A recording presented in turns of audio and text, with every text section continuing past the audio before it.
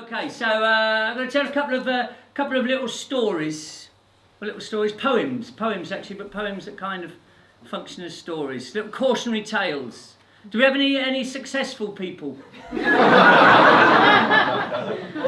have any successful people in the room? Have we got any? No, you all laughed at that. You all laughed at the concept that there might be some successful people in the room. What's the measurement?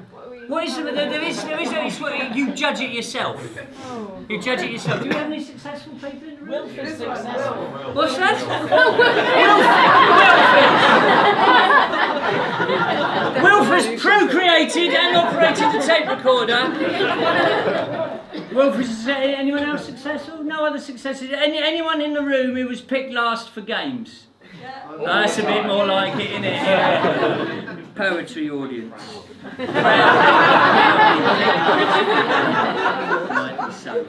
Okay, well this is a little poem about success. Okay, there's two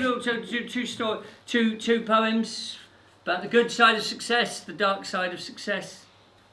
This is a poem about success. There aren't any successful.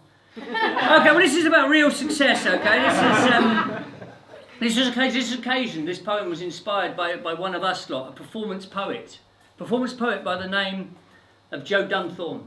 Okay, some of you may have seen him. He's probably performed here. I don't know. Nothing against Joe. This poem is not about Joe Dunthorne. It's just inspired by him. Joe Dunthorne, as well as being a poet, wrote a novel called Submarine, which got made into a film.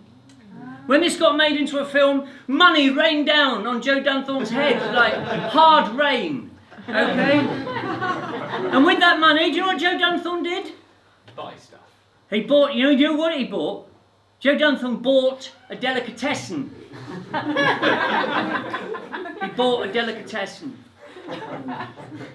And that just struck, this is not about Joe Dunthorne, it just struck me as being just a measure of what success must really be. It's just better to buy a delicatessen on a whim.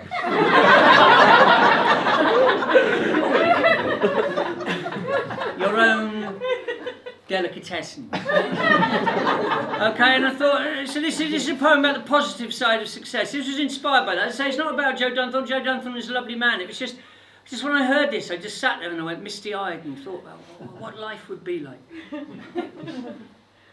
It was a thrill just hearing it. He bought himself a delicatessen. That must be the sort of thing that happens if life starts going right.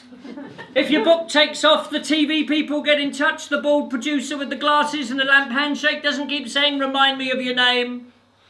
And even the bank phones up, suggesting an account better suited to your enhanced financial status. And you buy a delicatessen. Imagine it. Delicatessen. You don't work in it. Oh no. You don't sit up late Saturdays googling cheap suppliers of pre-lentil tartlets and raspberry leaf tea. Christ no, that's what managers are for. No, you just got a delicatessen.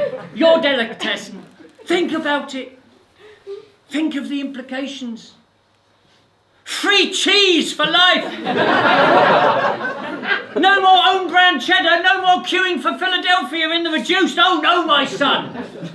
For you it is a brave new world of sun-blushed peppers and chili steeped olive oil, rye bread, capers, all on tap. Things would be different, wouldn't they, with your own delicatessen? You do a gig like this one, people don't like your poetry. Who cares?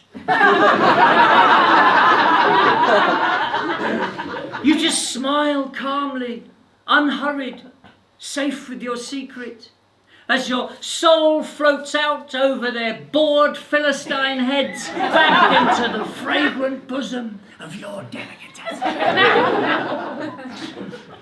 And on quiet days you'd want to crash the door open, wouldn't you?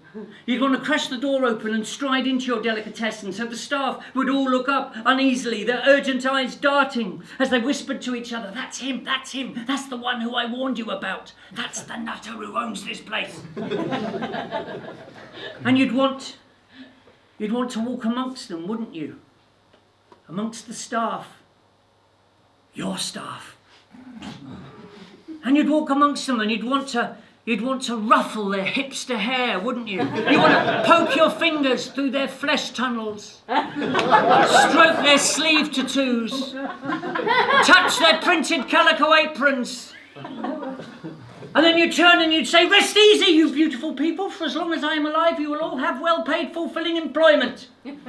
And then you'd surf the way for relief and adoration back out into the street. And on other days you'd want to slip in unnoticed, wouldn't you? Slip in unnoticed amongst the punters in their North Face gilets and their off-road pushchairs. And you'd want to walk into the middle of the shop and you'd want to take a jar of olives off the straw-dusted recycled wine crate shelves, wouldn't you? And you'd want to walk to the middle of the floor and you'd lift the jar of olives above your head and then you'd drop it. And it would smash. And the world would stand still. And the salt water would spread like blood across the reclaimed oak flooring. And all eyes would watch the lid as it rolled and flopped and shivered to silence like a hubcap in a movie car crash. And the staff, your beautiful staff, they would say nothing. Because it's you. And the punters would all shift uneasily in their seats because, not in their seats, they'd all shift uneasily because there was obviously a madman loose in the shop and yet the staff were saying and doing nothing. And then you'd turn, wouldn't you? You'd turn and you'd walk with slow, deliberate footsteps that echoed like gunshots. And you'd get to the door and you'd pause and you'd half turn and you'd raise one eyebrow up and you'd smirk like Roger Moore. My fucking delicatessen!